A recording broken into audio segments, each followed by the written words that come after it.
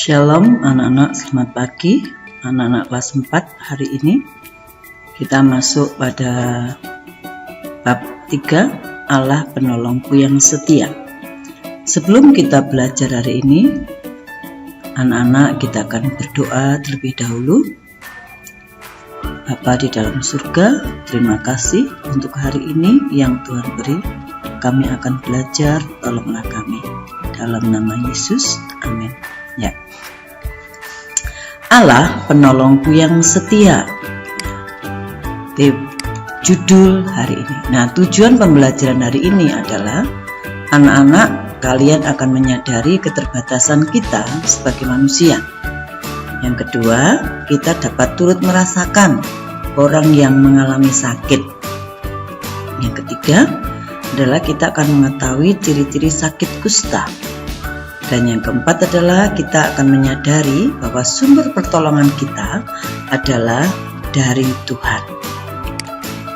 Nah, sebelum kita masuk pembelajaran, kita akan menyanyikan dulu. Lagu ini ada ya di dalam buku LKS kalian. Ku yakin saat kau berfirman, ku menang saat kau bertindak. Hidupku hanya ditentukan oleh perkataanmu. Ku aman karena kau menjaga, ku kuat karena kau menopang. Hidupku hanya ditentukan oleh kuasa-Mu.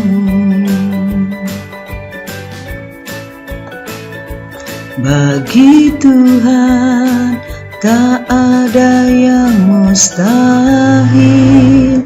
Bagi Tuhan tak ada yang tak mungkin. Mujizatnya disediakan bagiku. Ku diangkat dan dipulihkannya. Ya, tugas kalian yang pertama adalah menyanyikan lagu ini ya. Oke, untuk tugas minggu depan, menyanyi lagu Bagi Tuhan tak ada yang mustahil.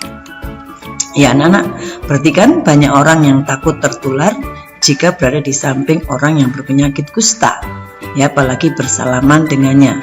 Padahal tidak semua sakit kusta itu menular, tergantung seberapa parahnya kondisi luka itu. Orang yang berpenyakit kusta pada saat ini berbeda dengan orang yang berpenyakit kusta pada zaman Alkitab. Dulu penderita kusta tidak boleh ada di tengah-tengah keluarga dan masyarakat.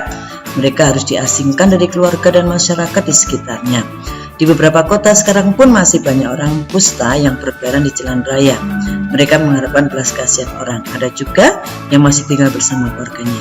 Tidak sedikit juga yang sudah diterima bekerja di bidang pekerjaan tertentu jika mereka sudah dinyatakan sembuh. Jadi sakit kusta zaman dulu adalah sakit yang tidak bisa disembuhkan, yang dianggap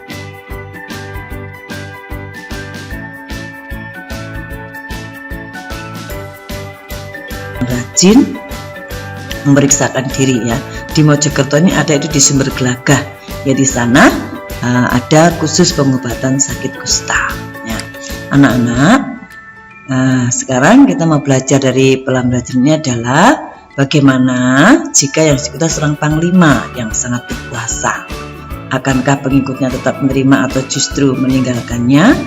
Nah, anak-anak perhatikan seandainya sakit kusta adalah seorang panglima, ya, ini Panglima Naaman. Kira-kira apakah masih bisa diterima oleh bawahannya atau tidak? Silakan nanti dijawab anak-anak ya.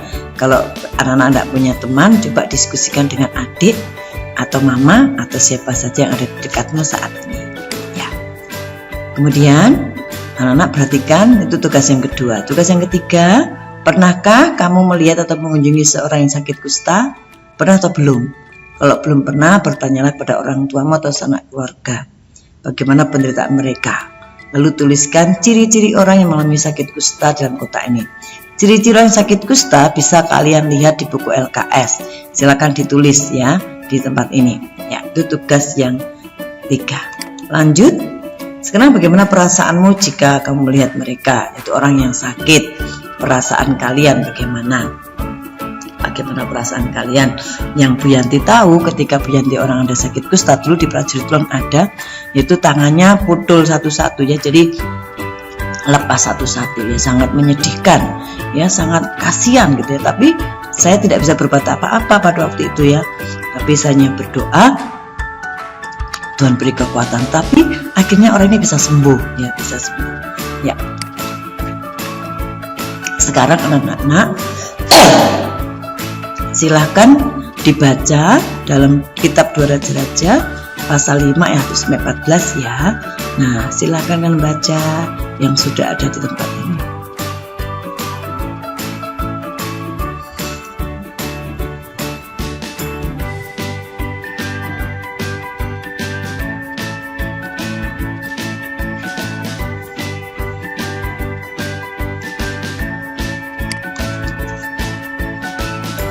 Ya, silakan dibaca anak-anak.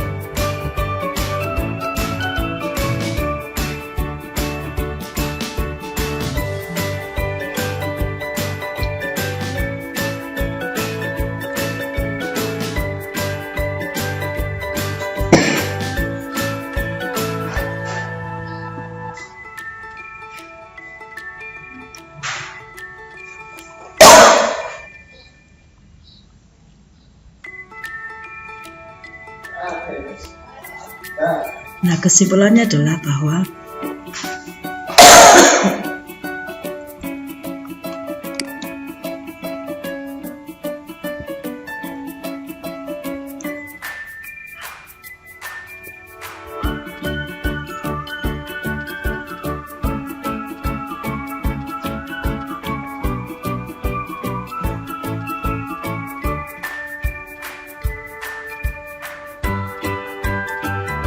nah, tugas berikutnya adalah tulislah salah satu pengalaman ketika Allah menolongmu. Tulis tempat ini ya. Nah, anak-anak, tadi kalian sudah belajar tentang Naaman yang berkuasa. Seorang yang sangat disenangi oleh raja karena dia pandai berperang. Tetapi dia punya keterbatasan, itu dengan sakit kusta. Dia tidak bisa menyembuhkan dirinya sendiri. Dan Tuhanlah yang sanggup menyembuhkannya, meskipun cara penyembuhannya mungkin sangat aneh karena dia harus mandi di sungai Yordan. Tapi ketika orang itu taat kepada perintah Tuhan, maka Tuhan pun sanggup membuat satu mukjizat sehingga Naaman bisa disembuhkan. Siapa sumber pertolongan kita? Itulah Tuhan. Perhatikan rangkuman ini, sehebat-hebatnya manusia, kita tetap membutuhkan pertolongan Allah. Baik ketika kita mengalami sukacita, juga kita sedang mempunyai masalah atau duka cita. Seperti yang dihadapi oleh Naaman ketika ia sedang sakit kusta. Naaman percaya bahwa Allah adalah Allah yang berkuasa, hanya Allah yang bisa menyembuhkan dia dari penyakit kustanya. Dan kita pun anak-anak juga harus menyadari bahwa Tuhan sumber pertolongan kita dan kita membutuhkan Tuhan dalam setiap persoalan kita. Karena tidak semua masalah bisa kita selesaikan sendiri. Tugas kalian berikutnya adalah menceritakan kembali tentang Naaman. Jangan cara ditulis ya, nanti dibaca, ditulis lalu dibaca di video ya. Bagaimana kalian menceritakan kembali kisah Naaman ini. Ya, kemudian menaikkan doa, tidak usah di video. Yang di video hanya ketika kalian menceritakan kembali tentang Naaman. Oke, selamat mengerjakan tugas sesuai dengan pengalaman hidupmu dan sesuai dengan perintah yang hari ini diberikan. Terima kasih, tetap semangat, salam sehat, tetap jaga protokol kesehatan dengan mencuci tangan sesering mungkin, memakai masker, dan tetap menjaga jarak ketika kalian keluar. God bless you.